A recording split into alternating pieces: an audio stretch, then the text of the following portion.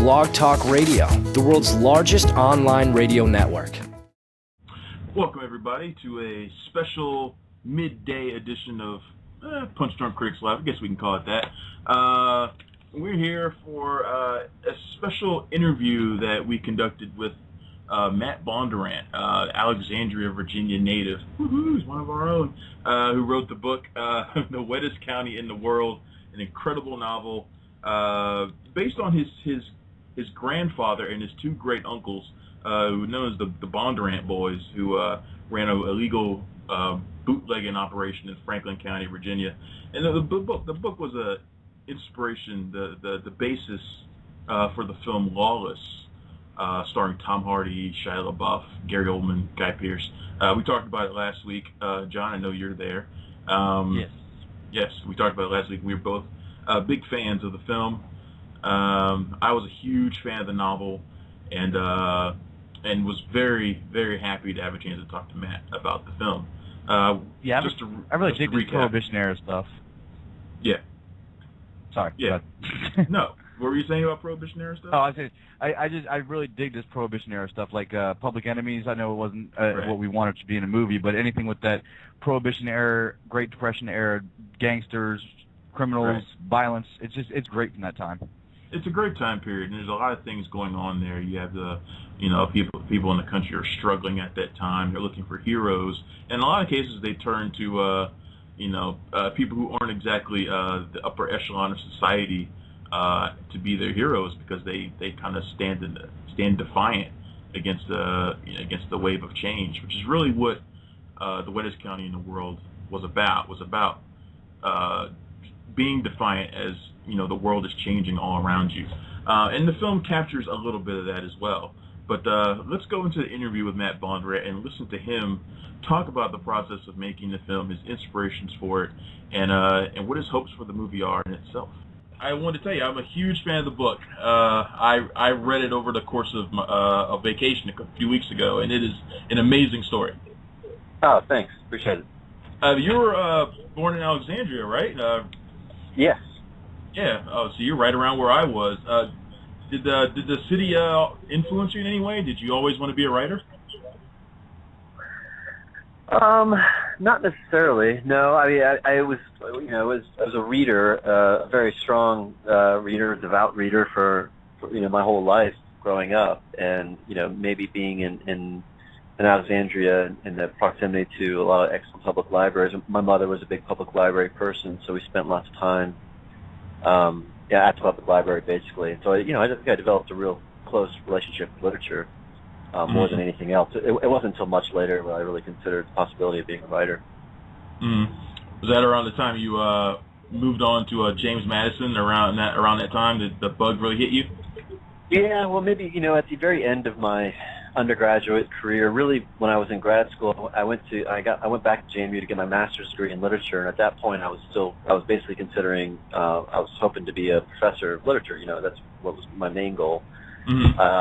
But I'd been writing all through undergrad, and poetry, and mostly poetry, but I took a workshop or two and just started to explore it more and started to get some positive feedback about it. And really it was right about that time when I was 25, 26 years old, I started to seriously consider the possibility of being a fiction writer.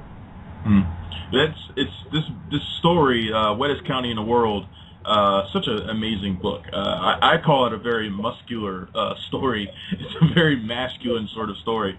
But it's so personal also. How did it come about? How did this particular story come about?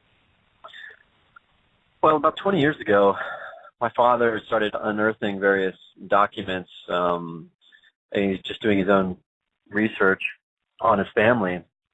And he started unearthing all these various documents about the involvement of his father and his brothers during the 1920s and 30s in the moonshine industry in Franklin County. And we all knew that they had been involved in it to some degree, but to the extent there was these various newspaper articles that talked about the Bondurant boys, like this sort of notorious group, and then then he found articles about how they were shot in Maggie Creek Bridge in December 1930, and that was a and my father didn't even know that had happened. That his own, he didn't know that his own father had been shot like that. And so a variety of those kinds of things. So then combined with Forrest and the stories about him that I heard around that time, with about him getting his throat cut at the County Line restaurant, things like that.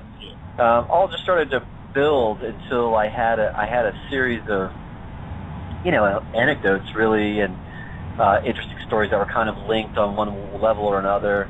And I was thinking about it and talking about it with friends, and it seemed interesting to me, but I hadn't really thought about putting it together until I was basically finished after my first novel, The Third Translation, Soul, was published. Right around that time, the court transcripts of the Great Moonshine Conspiracy Trial were published, and so I was able to look back and see and hear, my grandfather as a young man and his brothers talking about some of these incidents, which was a real sort of help to constructing a narrative. And at that point, I kind of, about 10 years ago, I realized, okay, this is a legitimate project that I could fictionalize and do in a novel form. One of the things I really like about it is your descriptions of the moonshine itself. Did you try any of the moonshine? Did you take to it? Sure. I had to do plenty of research for it.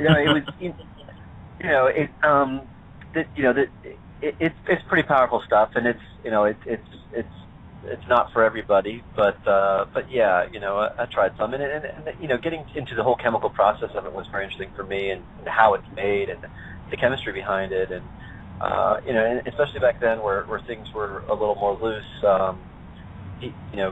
Terrible things happened. People were poisoned all the time. It was dangerous stuff, and so I wanted to kind of replicate that feeling, that notion, and the way it affects Jack, for example, which in the book is pretty extreme.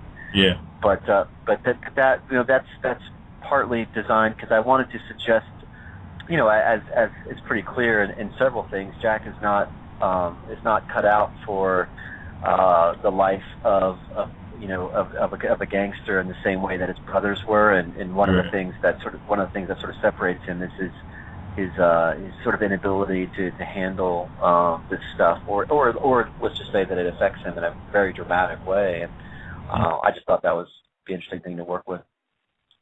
One thing I wanted to ask you about was one of my favorite parts of the book that wasn't necessarily in the film was the Sherwood Anderson connection. How did that part of the book come about, and were you a little disappointed that's not in the film as well?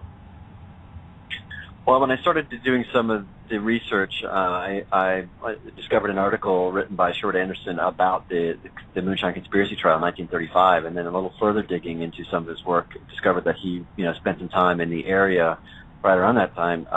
He was living in nearby Marion, Virginia, and had come in to Franklin County to investigate, and so and I started reading his journal, his memoirs, and where he talked about the area and other things, and I started reading all the rest of his work. I'd always been a big fan of Sherwood Anderson, and his Winesburg, Ohio, I think is a very important book, and it's a book that's not talked about as much as it should. And his story just seemed really interesting to me because this is the tail end of his career. He kind of had a tragic, kind of classic American story of early fame, and then slowly sort of degenerating into somebody that was fallen out of favor. And so when I thought that I could integrate him into the story as a kind of a witness or an outsider, probing around the edges, I was kind of almost thinking about Truman Capote's book In Cold Blood was kind of an influence. So when I heard they were going to take him out of the film, it was something I suspected would happen. I knew that they would have to simplify and dramatically reduce things, and so that seemed like and also because his timeline is different, so that would involve some cutting. Now, of course, it would have been great if they could have kept it in, but no, I guess I'm saying that I wasn't really surprised. Would you ever consider doing, because Sherwood Anderson's a kind of a fascinating character on his own, would you ever consider doing something of a biopic or something like that on him? You know, that's an interesting idea. I never thought about that. I had never thought about it. You know, I think I that would be cool. You know, the only reason I would say probably not is I seem to be drawn to novel fiction projects and to that kind of story in which there's lots of historical material to work with. Would be a time-consuming and demanding thing, and I think it's a worthy project, and one that I would like to take up. But I have a feeling I'll be too caught up in the next novel. Right. Did you get to spend a lot of time on the set during filming? Just a couple days. They invited my dad and I to come down for a couple days. Yeah, it was a sort of a closed set, kind of a small set, and they're moving pretty quickly. You know, as an indie film, the budget wasn't particularly huge, and so no, it was cool to go down there for a couple days though. So overall, how do you feel about the movie itself? Do you think it captures the spirit of your book pretty well? Are you happy with it? Yeah, I think that Hilco and Nick Cave, were both very earnest and diligent about their attempts to remain true to the spirit of the book and the story as best they could, considering the medium they're working with in film. I think so. I think they did the best they could, and I think their intentions were right and honorable, and I think in the end it's a good movie. I think it's gonna work out. All right. Well, I personally enjoyed the movie quite a bit, just as I love the book as well. So, Matt, cool. I thank you for calling in, and I'm sorry for all the technical problems we had. I hope we get a chance to talk to you again soon. Maybe if they adapt The Night Swimmer or something like that, we'll there you go. we'll have a chance to talk to you again. Absolutely. Thanks a lot, all man. Right. Thank you again. All right. Bye-bye. And that, folks, was our interview with Matt Bondurant, of the writer of the source novel for the new movie Lawless. I guess you could see he's the writer of that movie too. Of course, when they adapt for screenplays, as you heard in the interview, they take some things out, add a couple things in, just because books are written to be played inside your head, and those things don't always play out well on screen if they're not adapted correctly. So what I can tell you is that this one was adapted perfectly. We're going to be talking about it on Sunday's show, Sunday nights at 7. For anybody that's just tuning into us now, we do a weekly show, Punch Drunk Critics Live, where we do all our reviews, we air our biggest interviews, things like that. So make sure to check us out then. But if you're looking for an early tip on whether to see Lawless this week or not, I think it's a definite yes from both of us. I am speaking for Travis here, but it's kind of what you. I don't want to say it's what you wanted Public Enemies to be, because it's a totally different story, but it's kind of the same vein and the same era. So if you wanted to see that kind of hyper violence and intrigue and badass dudes doing what they do best, you'll definitely like this one. Tom Hardy, it just knocks another one out of the park, if you ask me. That guy could do no wrong. Is probably one of the few stars over the last couple of years that actually lived up to the hype he was getting before all his movies came out. If you remember.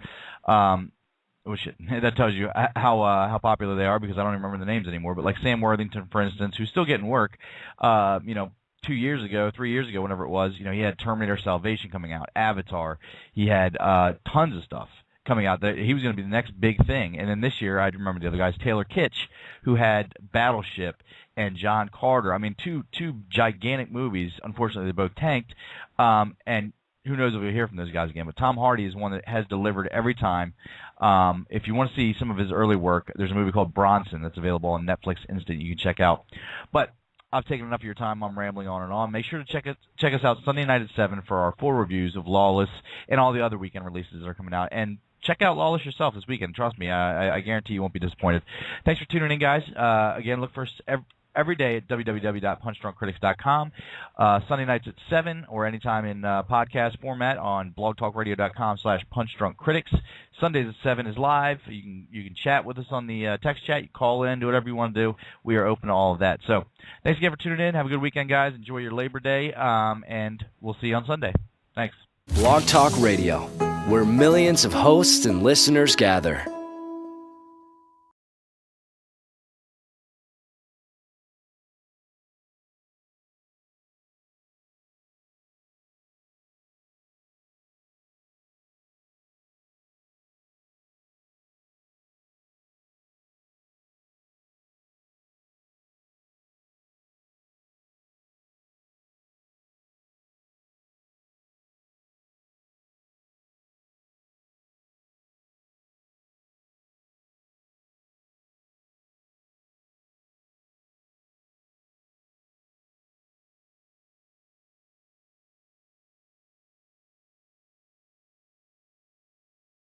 Shia LeBeouf, Gary Oldman, Guy Pearce.